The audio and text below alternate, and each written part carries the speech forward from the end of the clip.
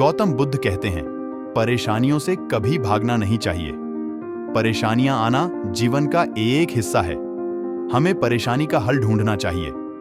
गंभीर परिस्थितियां पैदा होने से उससे डरना कभी नहीं चाहिए। परिस्थितियां कभी जीवन में एक जैसी नहीं रहती। जीवन में भंवर में उतार चढ़ाव तो आते ही रहते हैं। आपकी सोच बताती है कि आप कठिन परिस्थितियों का कैसे सामना करते हैं। क्या आपके अंदर वो काबिलियत है जो हर परिस्थिति से आपको बाहर निकाल दे?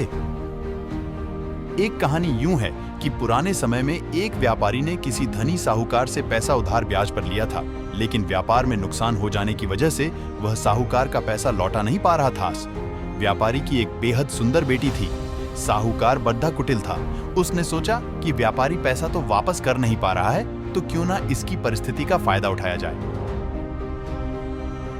उसने व्यापारी को एक सुझाव दिया कि अगर वह अपनी बेटी की शादी उस साहूकार से कर दे तो वह व्यापारी का सारा कर्ज माफ कर देगा।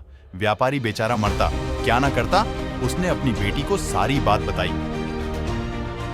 समस्या बड़ी थी। साहूकार अधेद्दा उम्र का क्रूप व्यक्ति था। अब उस बेटी के आगे दो ही रास्ते थे। पहला, या तो साहूकार से विवाह करने से इनकार कर दे और अपने पिता को कर्ज में दबा रहने दे। दूसरा, साहूकार से खुशी से विवाह कर ले ताकि उसका पिता स्वतंत्रता से रह सके। मित्रों, अक्सर हमारे जीवन में भी ऐसे मौके आते हैं जब हमें यकीन होने लगता है कि अब कोई रास्ता नहीं बचा है और अब हम बुरी तरह फंस चुके हैं। अखबारों में सुनने में आता है कि लोग आत्महत्या तक कर लेते हैं, लेकिन अपने दिमाग को पानी की तरह रखिए। एकदम निर्मल, शांत और चलायमान पानी को देखा है? पानी हर जगह से अपना रास्ता निकाल ही लेता है। ठीक वैसे ही बन जाओ। आगे देखिए लड्ढाकी ने क्या फैसला लिया। लड्ढाकी ने साहूकार के आगे एक शर्त रखी कि साहूकार एक थैला लाए और उसमें 2 गोलियां डाले, एक सफेद रंग की तथा दूसरी काले रंग की। इसके बाद लड्ढाकी उस थैले से आंख बंद करके कोई एक गोली निकालेगी। गोली अगर काली निकली तो लड्ढाकी साहूकार से विवाह कर लेगी और उसके पिता का कर्ज माफ कर दिया जाएगा। साथ ही अगर गोली सफेद निकली तो भी पिता का कर्ज माफ किया जाएगा। लेकिन लड्ढाकी साहूकार से विवाह नहीं करेगी। साहूकार तुरंत बात मान गया और जल्द ही एक थैला लेकर आ गया। अब वह जब थैले में गोलियां डाल रहा था तो लड्डी डीडीएचकी ने देखा कि साहूकार ने चालाकी से दोनों गोली काली ही थैली में डाल दी हैं।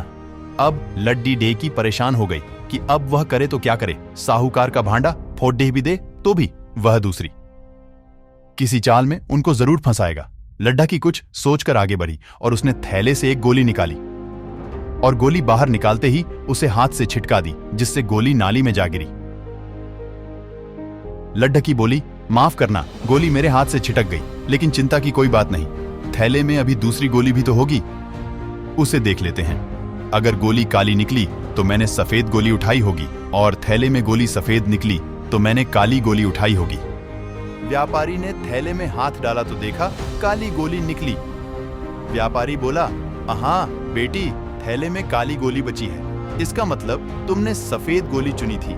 साहूकार बेचारा बोलता भी क्या, अगर बोलता तो चोरी पकड़ दी जाती। इस प्रकार पिता का कर्ज भी माफ हो गया और बेटी ने अपनी रक्षा भी कर ली। मित्रों, अगर हमारे देश के स्वतंत्रता सेनानी भी अगर सोच लेते कि हम शक्तिशाली अंग्रेजों से कभी नहीं जीत पाएंगे, तो शायद हमारा यह देश कभी आजाद ही नहीं हो पाता। जब तक आप समस्याओं के समाधान के बारे में नहीं सोचेंगे, तब तक आप समस्याओं में ही उलझे रहेंगे।